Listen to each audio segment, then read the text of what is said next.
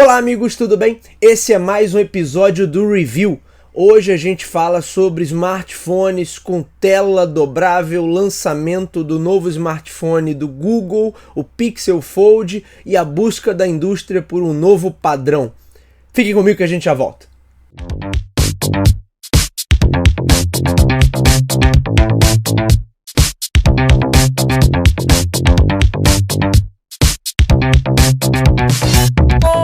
Nessa semana nós tivemos uma série de anúncios e lançamentos feitos pelo Google durante seu evento anual Google I/O, e uma das coisas que chamou a atenção foi o lançamento de um novo modelo de smartphone da linha Pixel. Pois é, muita gente não sabe, mas o Google tem uma linha de smartphones, eles não são comercializados oficialmente no Brasil, mas ele já possui há alguns anos a linha Pixel. E nessa semana ele lançou o Pixel Fold, que é um smartphone dobrável, a exemplo do que outras fabricantes, principalmente a Samsung, vem fazendo. O Google também entrou na onda dos smartphones com tela dobrável, com o seu Pixel Fold.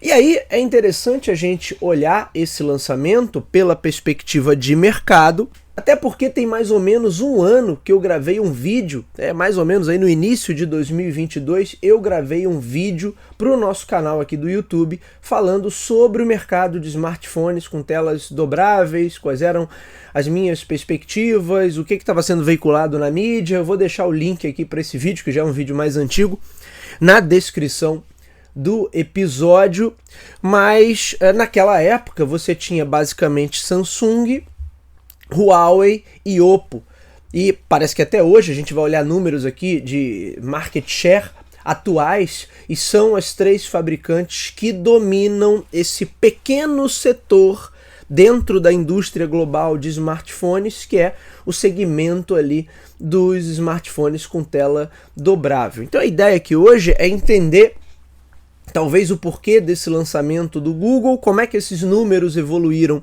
de 2022 para cá e por que a indústria está em busca de um novo padrão.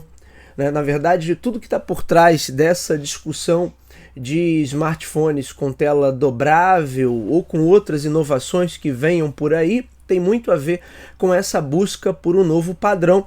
E aí eu vou recorrer mais uma vez a esse livro aqui, ó, O Dilema da Inovação, um dos maiores clássicos, eleito aí como um dos livros de negócios mais influentes do século passado, do professor Clayton Christensen, e aqui ele explica os conceitos básicos de inovação que são utilizados até hoje, inclusive a questão da inovação de ruptura. Então a gente vai falar um pouquinho sobre isso também. Eu sei que eu estou devendo um vídeo específico sobre esse e sobre outros livros, mas a gente vai fazer aí em algum momento, num futuro em breve, num futuro próximo.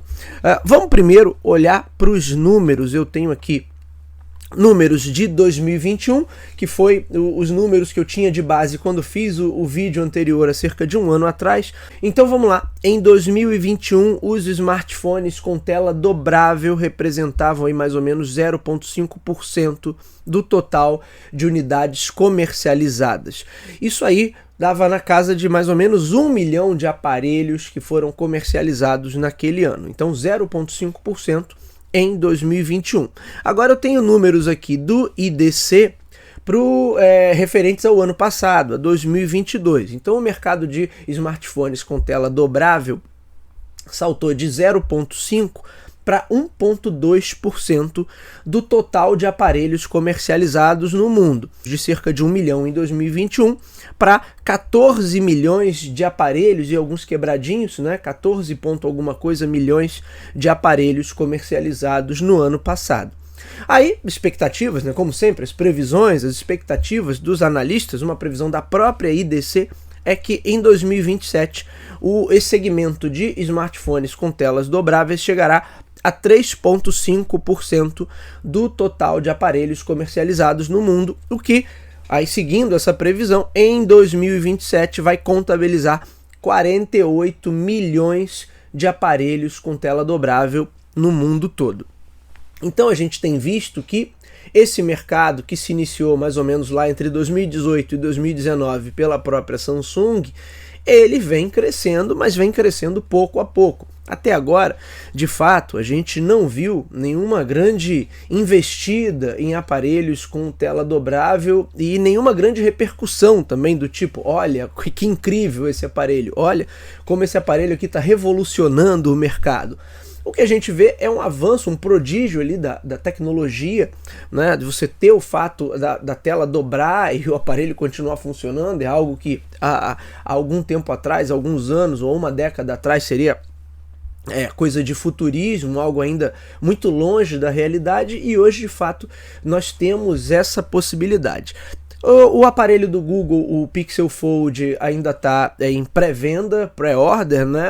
Poucos jornalistas que compareceram ao evento tiveram acesso, então as primeiras análises que a gente tem é que de fato é um aparelho mais leve que o da Samsung, que tem uma pegada um pouco mais confortável e que teria um grau de otimização maior dos aplicativos para os possíveis tamanhos de tela. Porque quando a gente fala em um aparelho de tela dobrável, os aplicativos precisam estar otimizados, tanto para a tela no formato tradicional, quanto para a tela quando ela está no formato, vamos dizer assim, expandido, quando você abre o aparelho e ele fica com uma tela maior.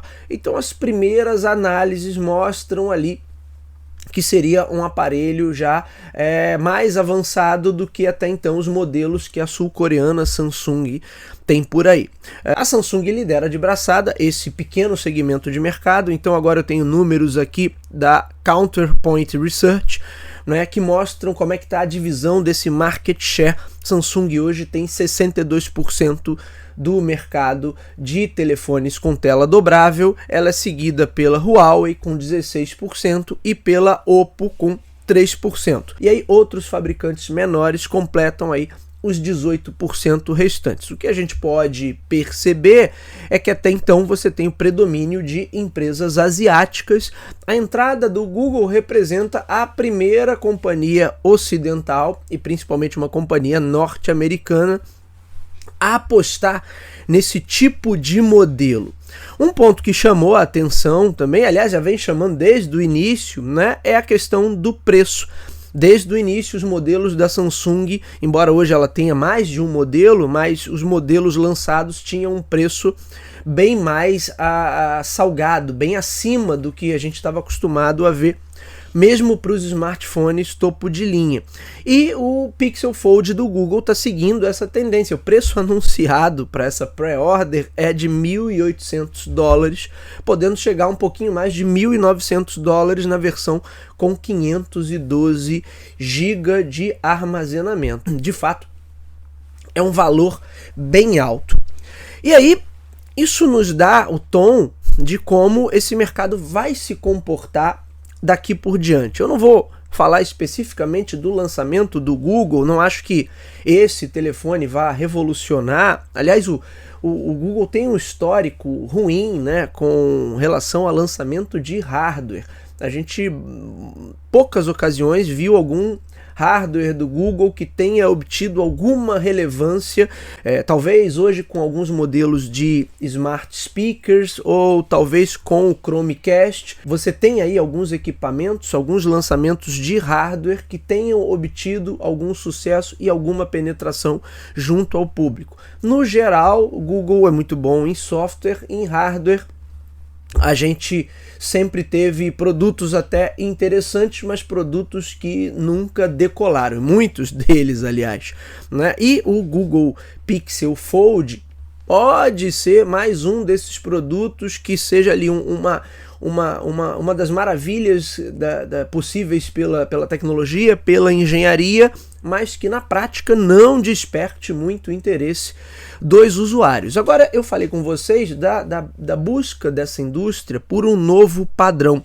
Foi algo que eu comentei também no vídeo do ano passado, porque existe de fato uma busca incessante por uma nova inovação, por um novo ponto de ruptura nesse mercado de telefonia móvel. O último ponto de ruptura, o último ponto de grande inovação que nós tivemos foi justamente em 2007, quando a Apple lançou o primeiro iPhone. Então a gente teve ao longo dessa indústria, ao longo da história dessa indústria, que é uma história recente, de algumas décadas apenas, a gente teve alguns pontos de ruptura.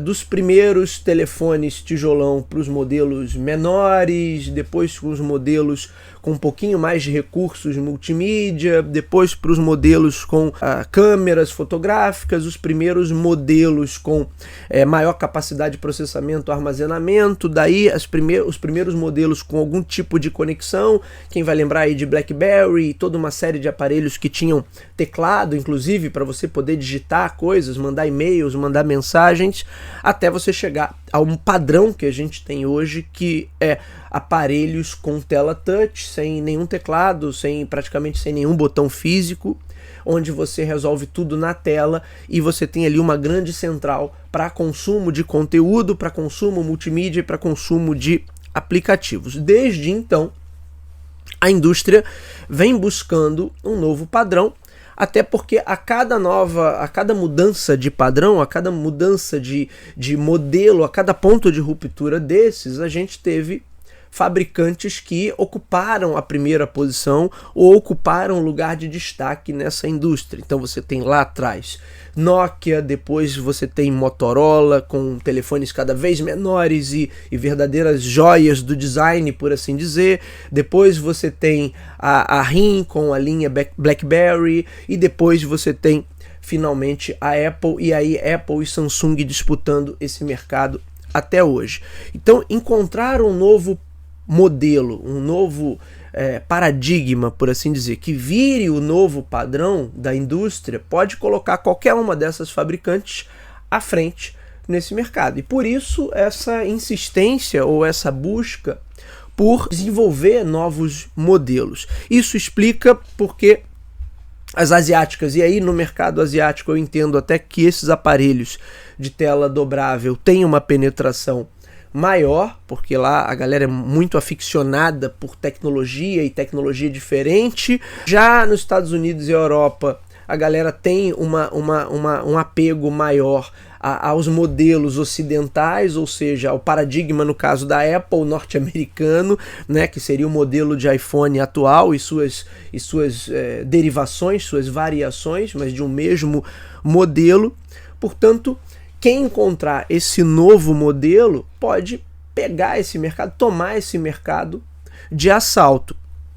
Agora, é interessante a gente olhar também, aí recorrendo ao livro do professor Clayton Christensen, para entender o que é a inovação e principalmente o que é a inovação de ruptura. Porque a inovação é você encontrar uma nova solução, uma nova ferramenta, uma nova utilidade que gere maior eficiência, que gere melhores resultados para as pessoas, isso em qualquer dimensão, mas principalmente que tenha utilidade prática.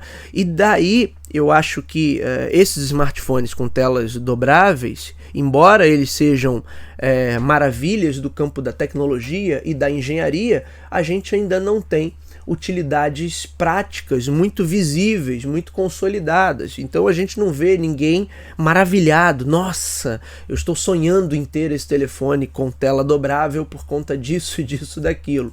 Você pode pensar assim, Bruno, mas isso é na verdade um problema de publicidade, talvez, de narrativa de marketing.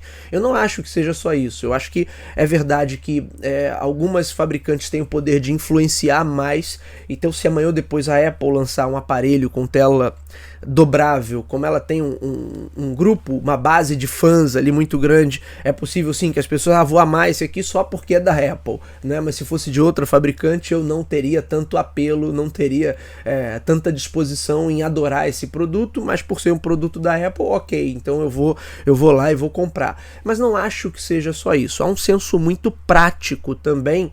Daí esse senso prático levar as pessoas a desejarem mais um produto ou outro. Mesmo a Apple, com toda a adoração que ela pode gerar no seu público, ela tem produtos que efetivamente não decolam, que não performaram tão bem quanto o esperado, né? Historicamente tem muitos produtos assim, e recentemente também teve alguns produtos que não exatamente foram o sucesso esperado. Então não é tão simples assim que quando a hora que ela fizer, aí a coisa vai decolar. Não, tem seus erros e teve seus acertos ao longo da sua história. Eu acho que é muito mais uma questão de percepção mais pragmática do ponto de vista utilitário e do ponto de vista de padrão, de adaptação a um novo padrão.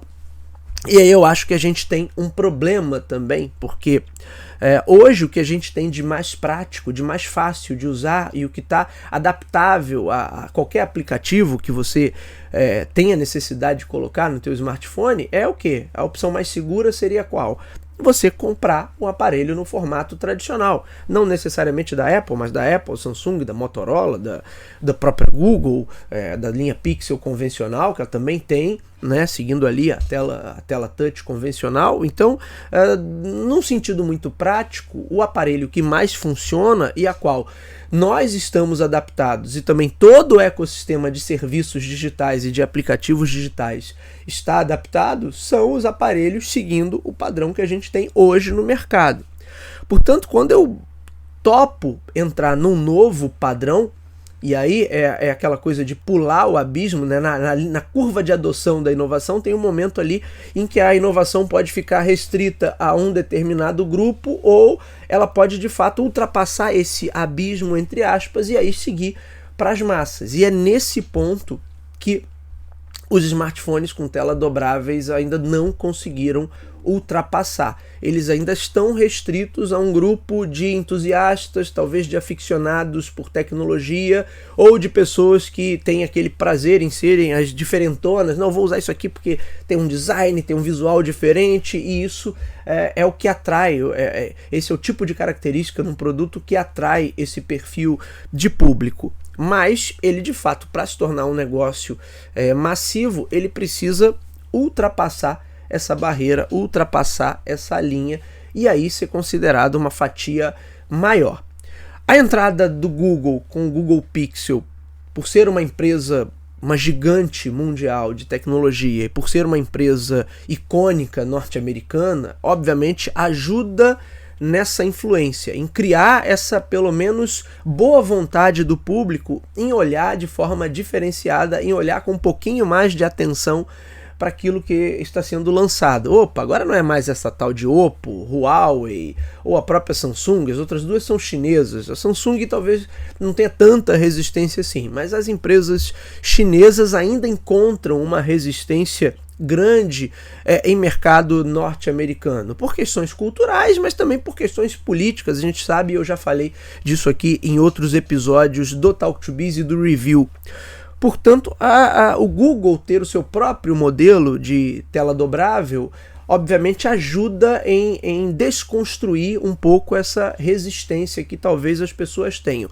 Mas ainda assim, existe um componente prático muito grande. E enquanto as pessoas não entenderem ou não perceberem uma real vantagem em ter em apostar nesse novo modelo, porque na verdade é uma aposta, porque uma das queixas que eu mais vi assistindo, ouvindo e lendo as análises nos últimos dias não adianta ter um telefone de tela dobrável, como a gente já tem a linha Fold da Samsung, se boa parte dos aplicativos não estão otimizados para esse segundo tamanho de tela, porque no final das contas é isso, né? Eu preciso ter todo esse ecossistema de apps e de serviços digitais otimizados também para esse novo tamanho de tela.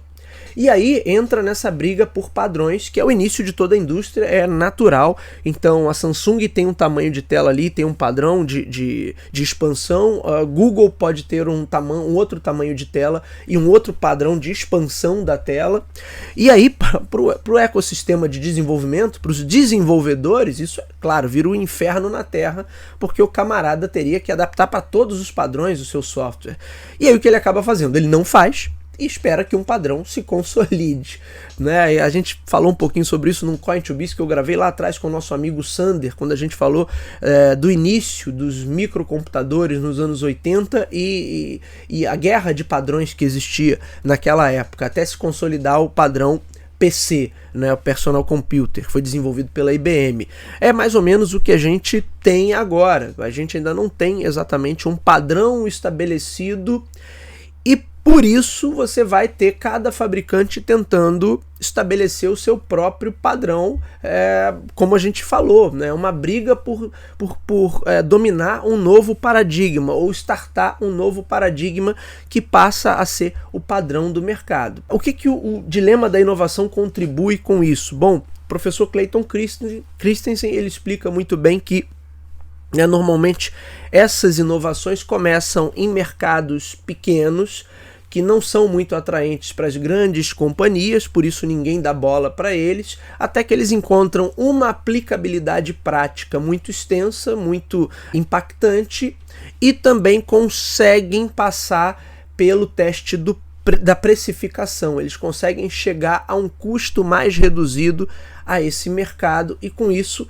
eu somando a aplicação, né, a aplicação prática real com precificação mais agressiva por conta de eu ter um custo de desenvolvimento, um custo de produção menor, aquele mercado que era pequenininho se torna massivo. Muita gente pensa na ruptura somente pela questão da inovação tecnológica. Olha aqui, essa tecnologia é maravilhosa. Mas o próprio professor Christensen, num trecho aqui do livro que eu vou ler para vocês aqui, ele coloca com muita clareza a definição de ruptura. Uma inovação de ruptura é aquela que transforma um produto que historicamente era tão caro e complexo que só uma pequena parte da população podia ter e usar, em algo que é tão acessível e simples que uma parcela bem maior da população agora pode ter e usar. Em geral, isso cria um novo mercado. Só para a gente fechar, aí vamos falar do preço do Pixel Fold e do preço dos smartphones com telas dobráveis, não é? $1.800 é um preço muito alto para esse mercado. Mesmo falando do público norte-americano, $1.800 é um valor muito acima do que eles estão acostumados a pagar por um smartphone. Vamos olhar aqui. Só para a gente comparar, estou aqui no site norte-americano da Apple, iPhone 14 Pro Max com 512 GB de armazenamento está $1.399. Né? Uma versão 128 tá $1.000. Isso Pro Max. Se eu pegar o 14 comum, sem ser o Pro Max, ele está abaixo dos $1.000. A versão com 1 TB de armazenamento está $1.599. Então ainda existe uma barreira do preço muito grande para fazer com que esses smartphones se popularizem. E aí eu tenho uma dobradinha poderosa e difícil de ultrapassar, porque eu tenho, de um lado, incapacidade do público de perceber um ganho prático, um ganho de performance, um ganho de utilidade por eu ter um smartphone com tela dobrável, pelo contrário, que todo mundo pode perceber logo de cara. Ok, como é que eu vou usar os aplicativos que eu tenho hoje, os serviços que eu tenho hoje nessa tela? Então, acho que ainda está nebulosa essa questão da utilidade, do ganho que o consumidor tem, da proposta de valor ser mais agressiva e ser mais interessante para o consumidor, no sentido dele perceber um conjunto maior de benefícios. Isso não está claro. Aliado a isso, ao preço muito mais alto. Quer dizer, são quase $2.000 por um Pixel Fold. E aí eu nem vou tentar fazer o cálculo aqui para ver por quanto chegará esse telefone no Brasil, principalmente porque como o Google não lança aqui seus modelos de smartphones, se vier, ele vem por importação. E aí que o preço dispara mesmo. Ou seja, eu tenho uma incapacidade ou uma dificuldade do público de perceber ganhos, benefícios reais pelo uso desse novo modelo de smartphone, aliado a um preço muito alto. Se esse preço muito alto é, né, aquela boa e velha estratégia de ingressar no mercado com uma inovação muito superior e jogar o preço mais alto para depois ir gradualmente reduzindo esse preço, aí é um erro. Mas eu acredito mais que o preço mais alto esteja ligado também ao custo de fabricação maior. Pode ser que com o tempo isso se reverta? É bem provável. Agora, o limite ali da utilidade e do ganho prático, do benefício real em ter esse produto, ainda não está muito claro para mim. Talvez você tenha um produto que seja smartphone e tablet ao mesmo tempo, sem que isso cause um incômodo para você, né, de ter um aparelho num formato diferente, enfim. Tudo pode acontecer, tudo ainda está por acontecer. Eu estou devendo uma análise mais aprofundada aqui da questão do dilema da inovação. Num dos próximos Talk to Biz aí eu prometo falar sobre esse tema. E aqui a gente continua acompanhando. E vocês, o que acham? Será que esse Pixel Fold pode decolar e fazer mudar esse segmento de smartphones com tela dobrável? Ou vai ser mais um daqueles lançamentos do Google que todo mundo olha e fala, nossa, que legal, o Google está fazendo isso, mas por um sem número de fatores aqui, a gente não vai entrar nesse debate agora, o lançamento simplesmente flopa e não vai a canto nenhum. O que pode acontecer disso? De certa maneira, de todo modo, já é um passo adiante na resistência que o público em geral pode ter a esse tipo de aparelho. O fato do Google estar produzindo certamente pode fazer com que mais pessoas prestem atenção nesse tipo de modelo. Vamos acompanhar, vamos ver se teremos pela frente um novo modelo ou não. Na minha visão, acho que nem tão cedo, mas a gente, como sempre, continua acompanhando e fazendo as nossas análises por aqui. É isso, meus amigos, esse foi o comentário da semana. Nos vemos semana que vem. Até lá!